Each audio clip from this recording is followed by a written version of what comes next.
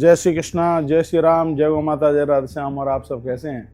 आप देख रहे हैं तुलसी तपोवन यूट्यूब चैनल और इस वीडियो में हम चर्चा कर रहे हैं पद्मा एकादशी, परिवर्तनी एकादशी का पारण का टाइम। लोग बड़े कंफ्यूज हो रहे हैं, कोई तो कह रहा है दोपहर को है, कोई कह रहा है सुबह है, कोई कह रहा है जब है तब है।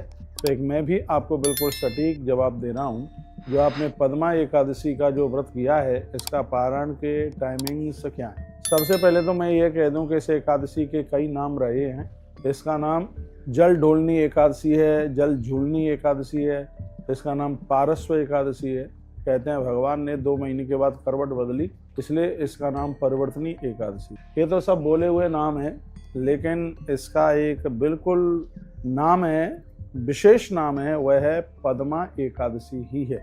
तो यह पद्मा एकादशी भादों के शुक्ल पक्ष को 11 में पड़ने वाली है, 11। और आपने ये व्रत क्या होगा? तस्याः व्रत प्रभावेण सुवृष्टिर्भविता ध्रुवम सर्व सिद्धि प्रदायी एषा सर्व उपद्रव विनाशिनी। कहते हैं कि जिस देश में पद्मा एकादशी का व्रत किया जाता है, उस देश में जल की कमी नहीं आती, वर्षा खूब होती है और अन्न धन की प्राप्ति होती है, उपद्रव समाप्त हो जाते हैं। कहते हैं कि वहाँ अग्नि का प्रकोप नहीं होता, हाँ भूकंप नहीं आते और ऐसी कोई महामारी नहीं फैलती।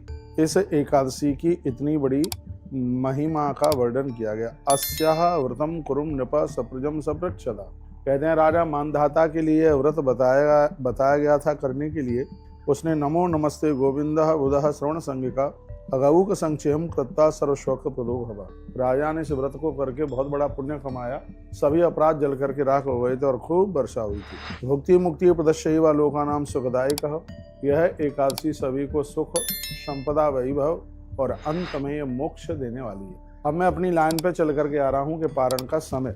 मैंने पूर्व में भी बोला है कि हरिवासर के समय पर पारण न हो तो ज़्यादा ठीक है। यदि कोई विशेष परिस्थितियों में हरिवासर में भी यदि पारण होता है तो व्रत खंडित तो नहीं होता, लेकिन व्रत की फलश्रुति है वो कम हो जाती। तो हरिवासर, इस एकादशी का जो हरिवासर है तो वह सुबह 10:18 तक है।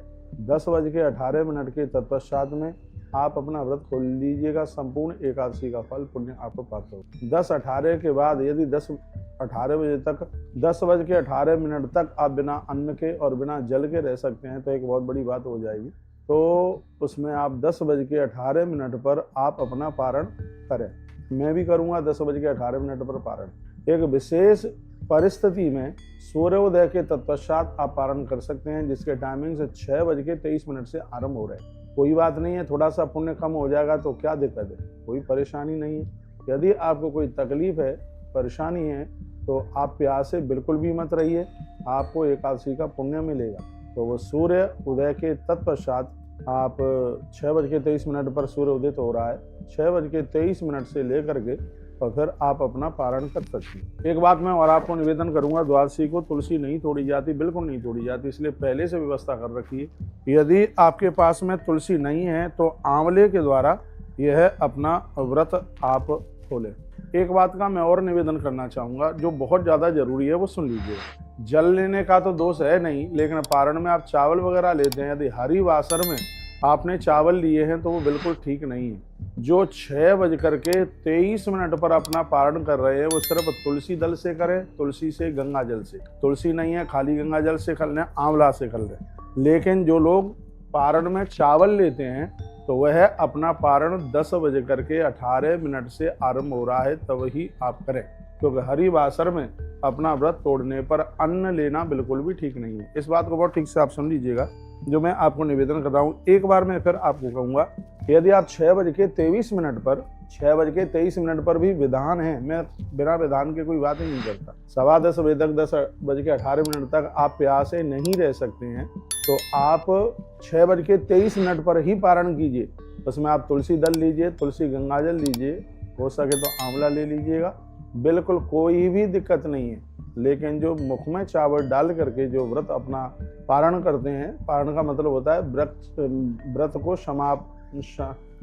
विराम दे देना, तोड़ देना, दूसरे शब्दों में ये कहें तो यदि आप तंदुल लेकर के और ये पारण कर रहे हैं तो आप 10:18 पर ही कीजिए। इतनी देर के लिए यदि आप प्यासे रह सकते हैं, आपको कोई दिक्कत नहीं है, तो हरिवासर 10:18 पर पूरा हो जाएगा और उसके तत्पश्चात में खाली आप जल पी लीजिएगा, मुख में चावल डाल लीजिएगा, तुलसी पत्र डालिएगा, ओम नमो भगवते वासुदेवाय एक माला कम से कम यह है जपिएगा। पारण की बहुत बड़ी महिमा है, मैंने कई वीडियो आपके लिए डाली है, मैं आपको बिल्कुल भी कन्फ्यूज नहीं कर रहा हूँ, बिल्कुल भी। ये बिल्कुल सटीक टाइम है, सटीक समय है, तो इस समय में आप अपना पारण आराम से कीजिएगा। और मैं गूगल वाली बातें आपको नहीं बोलता, मैं आपको बोलता हूँ पंचांग वाली, मैं पत्रा वाली, मैं नीमच का पंचांग पढ़ता हूँ, देखता हूँ, और हर बात एक बिल्कुल सटीक होगी। और पारण का जो टाइम है मैंने दोनों समय आपको बता दिए हैं, सुबह का भी और उसके बाद में 10:18 से आरंभ हो रहा है, क्योंकि हरिवासर 10:18 पर बिल्कुल पूरा हो जाएगा। 10:18 के तत्पश्चात आप जल ले लें, उसके तत्पश्चात तो ब्राह्मण को भोजन करा के आप भोजन भी ले लें। 10:18 के तत्पश्चात ब्राह्मण को भोजन, क्योंकि द्वादशी को ब्राह्मण भोजन बड़ा जरूरी होता है। नहीं व्यवस्था हो पाती है तो मंदिर में आप ब्राह्मण को दे दीजिएगा, गौ माता को खिला दीजिएगा, तो ये कुछ भी आप ऐसा कुछ विशेष कर सकते हैं।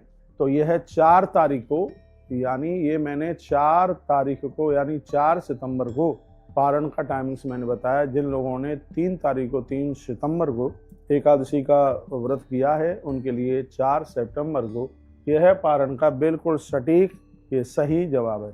आपने सुना, बहुत बहुत धन्यवाद है आपके लिए।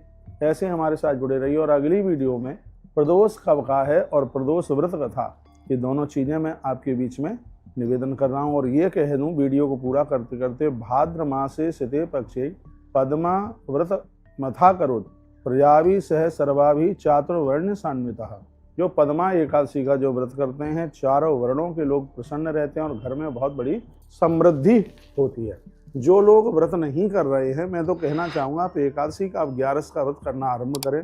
बहुत बड़ा व्रत होता है एकादशी का, हजारों गौ माता के गोदान का बराबर फल प्राप्त होता है। सुमेध यज्ञ, वाजपेयी यज्ञ करने का फल प्राप्त होता है। सुमेरु पहाड़ के बराबर अन्नदान करने के फल की प्राप्ति होती है। इसलिए आप 11 का एकादशी का व्रत आप जरूर किया करें। बहुत बहुत धन्यवाद है आपका, आपने वीडियो को पूरा सुना। ऐसे ही हमारे साथ जुड़े रहिएगा और अपना टाइम से अपना पारण कीजिए, भगवत जप जरूर कीजिए।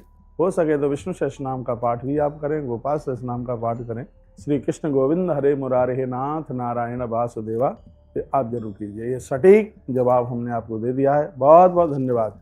इन्हीं शब्दों के साथ हर हर महादेव, घर घर महादेव, एकादशी मैया की जय हो।